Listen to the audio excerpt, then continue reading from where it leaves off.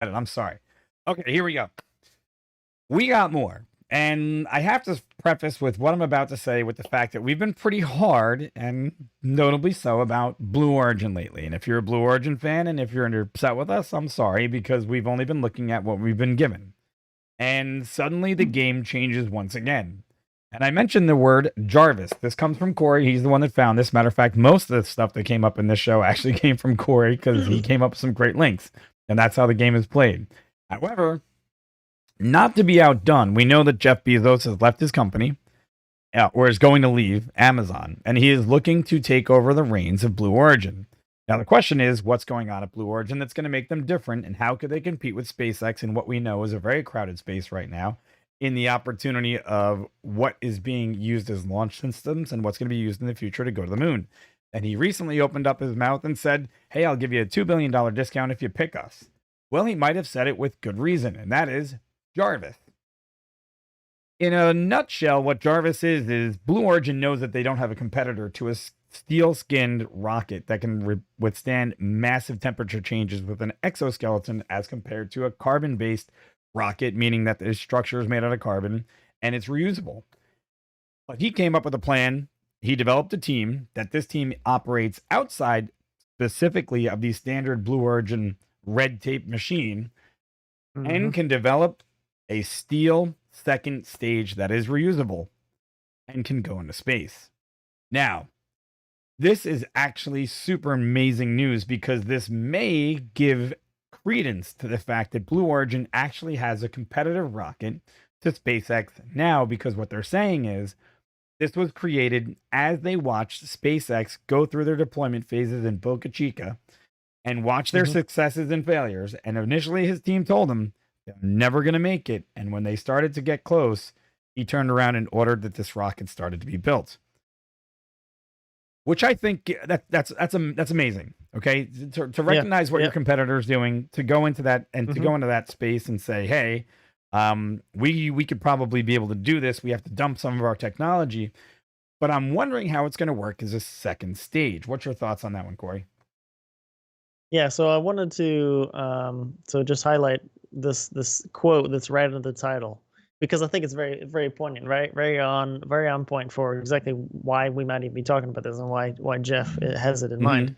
And it says, "This is the difference between taking a profit and a loss on New Glenn launches." And if you guys are unfamiliar, the smaller, well, rather I'll say the larger rockets, actually the one in this picture at the top of the article, that's the New Glenn. That's a large rocket. If you guys are not familiar with this rocket, it's on the scale of the upcoming the fully stacked Starship that SpaceX is working on. So this is the big heavy lift rocket that is kind of, I won't say end game for Blue Origin, but it's up there in terms of their plan. Right. And exactly as Mike was saying it before, we're not trying to be hard on Blue Origin. We like Blue Origin and we like the competition in the industry, but they just seem to have had some setbacks with contracts, securing some contracts that did end up going to SpaceX for different reasons, right? So the fact that they still want to keep moving forward towards New Glenn, they had this idea, of course, to bring up Jarvis, and I'm sure it's not a new idea. As you mentioned before, they were watching, and Jeff was asking his engineers quite a while ago about watching on SpaceX because SpaceX was quite public on their Starship development, and they blew a bunch of rockets up, and that's how it goes sometimes. Well, yeah. But that's kind of the way that SpaceX does their development. They don't sit on a computer and simulate every single thing, and then when it finally comes out, it just works. No, they rapid prototype things, as you guys know. They're still doing it with the SR, the big ones over there. So they got 2 or 3, sometimes three of them built. So anyway, him saying that they see it's going on now, that's successfully working at the SpaceX, or it's about to be successfully fully stacked. I think it's exciting that the Blue is jumping in on this kind of design. And again, if you guys aren't aware, I know Mike said it as well, but to go from basically a carbon or a ceramic based kind of skin to a stainless steel, it's a cheaper way to go. Much right? cheaper. That's a cheaper process for the design of the rocket. It can sustain a whole lot higher temperatures, but one thing to note, it is quite a bit heavier. So which Um, I have a question it's about. like, yeah, oh, yeah, Okay, so okay. here's my What's that? question. If your lower stage is a lifter, okay, and it flexes at a different rate, it's carbon fiber based, it's got internal bladder, tanks, it's a different style and design, and you set a lot more weight on top of it. Is that going to decrease the useful load of this payload system significantly enough where, well, it might appear on average that this is a competitor to what a heavy lifter that SpaceX has, but SpaceX in is dealing with all steel structure, okay, Yeah, uh, all all reusable. Yeah. reusable, and I wonder if Yep. that reusable section versus the trade-off of loss of payload is going to bring them into that same category as what SpaceX is going to have. I don't have an answer to that, and I'm hoping someone in chat does, because to me, that seems to be payload and weight is really primary versus speed, because speed is what gets you into space. So Yep. that's something that just pops into my head when I think about it. I'm like, well, good, great design, totally happy with it, because both of these designs suffer from excessive weight from steel. So I wonder what the real payoff there is, the payload more specifically. Well, yeah, I mean, we haven't seen we haven't seen the big rockets from Blue Origin yet, of No, no, course, no. in terms of actually flying and actually seeing what kind of payload, what kind of real world testing thrust they can develop and how much they can lift. Um, and we're actually not on a fully stacked Starship either, so that's hopefully to be seen. Right, right. We that there's been a lot of pictures from Elon come out showing all of the Raptor engines that are going to be on the bottom of the heavies and the fully stacked Starship, and there's a lot of rockets down there, or a lot of engines down there, Right.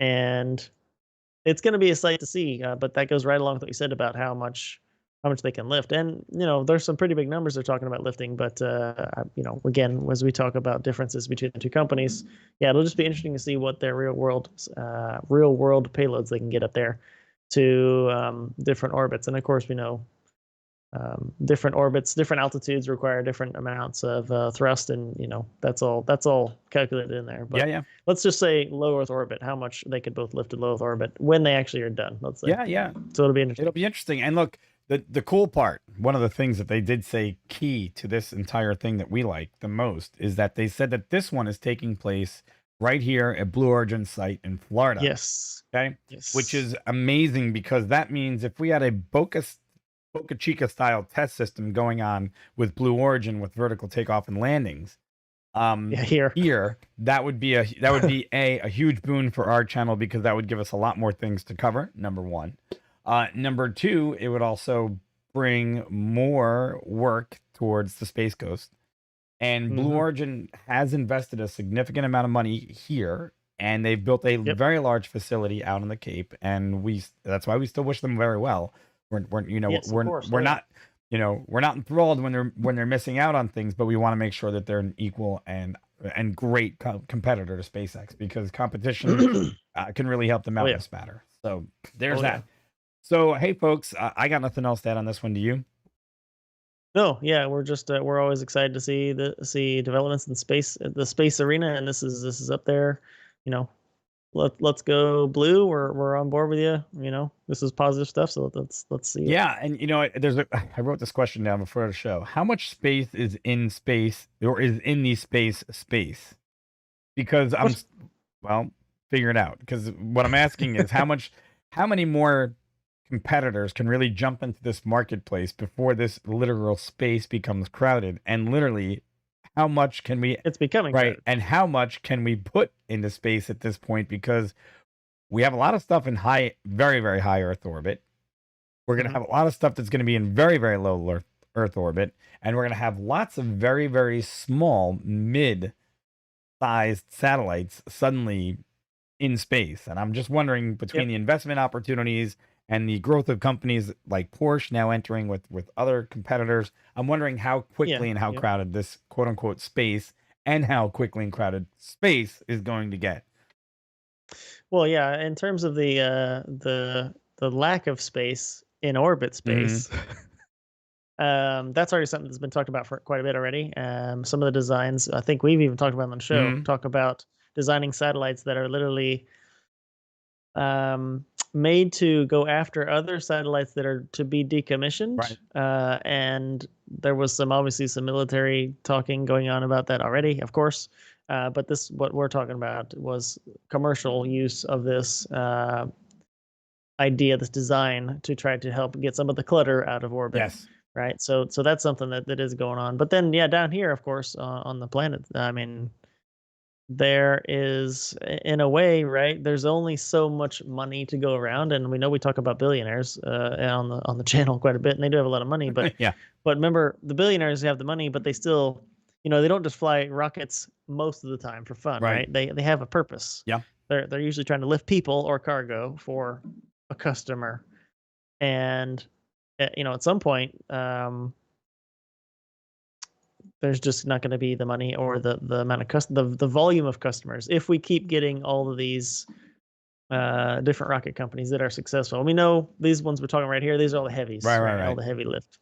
We know there's other ones that are smaller, even smaller than Falcon 9s, the ones that are taking CubeSats and all those up. And there's the market for that for sure, because there's those rideshare programs are pretty cost effective for those customers. So that's still going to be a thing.